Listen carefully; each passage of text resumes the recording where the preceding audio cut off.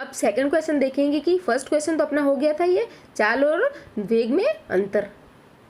अदिश मतलब कोई दिशा नहीं होती और सदिश मतलब दिशा। अगर किसी के साथ परिमाण 5 किलोमीटर 10 किलोमीटर कुछ परिमाण के साथ दिशा बताए तो वो वेग होता है, और ओनली परिमाण बताए कि 10 किलोमीटर है 5 किलोमीटर है इतनी दूरी है तो वो होगा, ये अपनी दूरी कहलाती है, अपनी चाल कहलाती है। अब क्वेश्चन है कि किस अवस्था में किसी वस्तु के औसत वेग का परिमाण उसकी औसत चाल के बराबर होता है।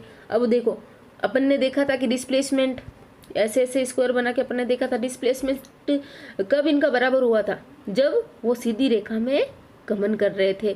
तो यहाँ पे इनकी दूरी भी बराबर है, दूरी बराबर विस्थापन है, इसका विस्थापन और दूरी बराबर है यहाँ पे।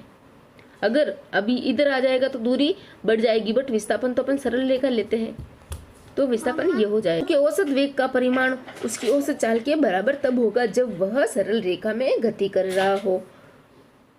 वैसे ही सेम यही है, चाल कब बराबर होगी वेग के, या दूरी की जगह चाल ले लो और ये विस्थापन की जगह वेग ले लो। कब बराबर होगी, जब ओनली ये सरल रेखा में गति कर रहा हो तभी बराबर होगी। एक गाड़ी का ओडोमीटर, ओडोमीटर पता है अपने को दूरी मापता है, और स्पीडोमीटर, ये स्पीडोमीटर क्या मापता है, स्पीड। जब वस्तु एक समान गति में होती है तब इसका मार्ग कैसा दिखाई पड़ता है। जब वस्तु एक समान गति में होती है तो मार्ग, इसका मतलब इसका मार्ग एक सरल रेखीय है। एक प्रयोग के दौरान अंतरिक्ष यान से एक सिग्नल को पृथ्वी पर पहुंचने में 5 मिनट का समय लगता है। पृथ्वी पर स्थित रेलवे स्टेशन से उस अंतरिक्ष यान की दूरी क्या है, सिग्नल की चाल ये है। सिग्नल की चाल इक्वल टू प्रकाश की चाल। प्रकाश की चाल अपने को पता है ये होती है 3 × 10⁸ मीटर बटा सेकेंड। तो देखो चाल ये हो गई, तो क्या बोला, दूरी, अपन को दूरी निकालने को बोला। तो दूरी बराबर क्या होता है, चाल बटा चाल इंटू समय। चाल बराबर दूरी बटा समय, चाल बराबर दूरी बटा समय। तो दूरी बराबर इसको मल्टीप्लाई कर लेंगे, चाल गुणा समय। तो चाल कितनी है, चाल है ये वाली, क्योंकि प्रकाश की चाल ही अब यहाँ पे लेनी है, क्योंकि सिग्नल की चाल और प्रकाश की चाल बराबर होती है। चाल हो गई 3 × 10⁸ मीटर पर सेकेंड, इंटू समय लेना है। अब अपने को समय कितना है, ये रहा समय 5 मिनट। 5 मिनट अपने को पता है हर चीज़ को सेकंड में बदलना होता है, तो क्या करेंगे अपन 5 × 60 = 30 सेकेंड, क्योंकि ये जो मीटर बाई सेकेंड है वो सेकंड में है नीचे, तो इसको भी सेकंड में लेंगे, कुछ नहीं इनको गुणा कर लेंगे तो ये आ जाएगा आंसर। आप किसी वस्तु के बारे में कब कहेंगे कि वो एक समान त्वरण गति में है और एक असमान त्वरण गति में। ये देखो इसमें बहुत कंफ्यूजन होता है कि एक समान त्वरण, एक समान वेग, एक समान चाल। इसमें एक समान वाला कॉन्सेप्ट अलग है और असमान वाला कॉन्सेप्ट अलग है, और ये त्वरण वेग चाल सब पे एक जैसा ही रहता है।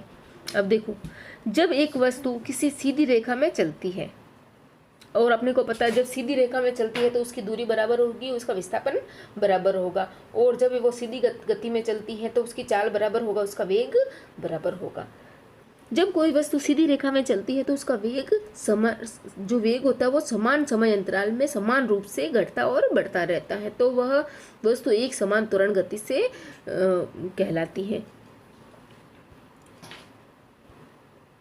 जो ये देखो अपन ने ये निकले, ये ग्राफ देखते अपन,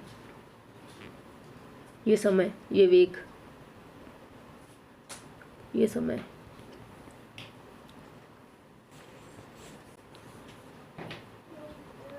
अब इधर देखो 10 20 30 40 50, ये अपन ले लेते हैं ऐसे, यहाँ पे भी ले लो 5 10। अब देखो जितना 10 में होगा उतना 5 में होगा, जितना 20 में होगा उतना 10 में होगा, अर्थात इनका जो भी बदलेगा वो समान समय अंतराल में समान बदलेगा।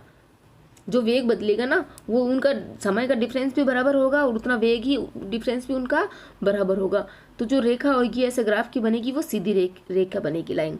जो सीधी लाइन बनती है ऐसे, तो इसका मतलब वो एक समान त्वरित गति में वस्तु गतिमान है। और जो अगर वक्राकार बनेगी ऐसे, या फिर ऐसे, या फिर ऐसे डाउन में, तो वो असमान हो जाता है। एक वस्तु असमान त्वरण से गति होती है जब उसका वेग असमान रूप से बदलता रहता है। अब अपन ने देखा था अभी ये बराबर ऐसे ऐसे बराबर बदला था, जितना समय बढ़ा उतना ही वेग बढ़ा, जितना समय बढ़ा उतना ही वेग घटा। घटना और बढ़ना बराबर रहता है इनका। ये हो गया। अब देखेंगे कि अपन ने ये ले लो वेग और समय,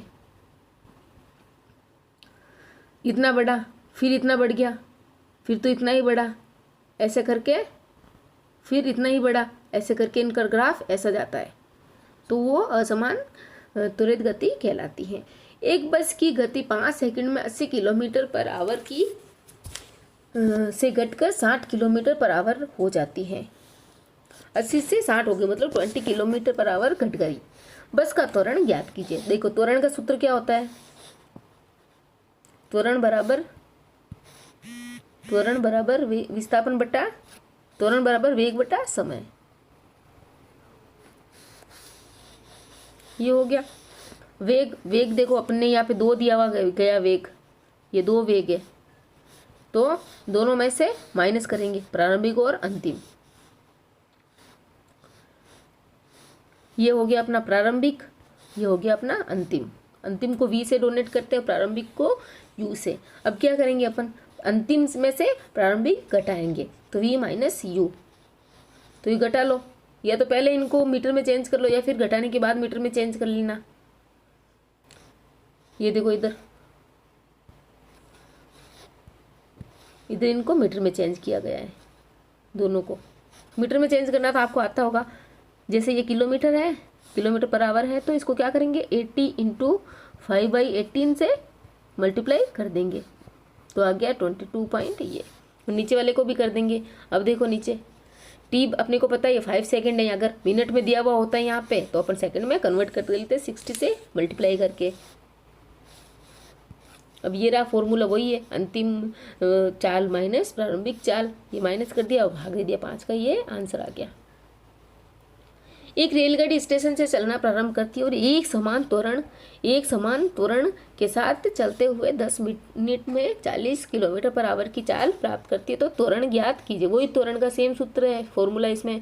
प्रारंभिक वेग क्या हो गया, देखो इसमें क्या बताया, प्रारंभिक वेग एक समान त्वरण है। एक समान त्वरण कहीं आए तो इसका मतलब जो भी प्रारंभिक वेग है वो 0 है। एक समान त्वरण एक समान वेग वो लिखा हुआ है तो उसका वेग या फिर त्वरण जो भी होता है वो प्रारंभिक 0 होता है। और लास्ट क्या है, अंतिम ये रहा 40। तो क्या करेंगे अपन, अंतिम माइनस यही करेंगे, अंतिम में से प्रारंभिक माइनस कर देंगे। अब क्या करेंगे, 40 किलोमीटर है, इसको अपन ने ये चेंज कर लिया मीटर बाई सेकेंड में 5/18 से करके, और 10 मिनट दिया हुआ है यहाँ पे टाइम, देखो ये रहा, इधर 10 मिनट दिया हुआ है, तो अपन क्या करेंगे 10 × 60 कर लेंगे, तो 600 सेकेंड आ जाएगा। और वही फॉर्मूला सेम टू सेम। किसी वस्तु की एक समान और असमान गति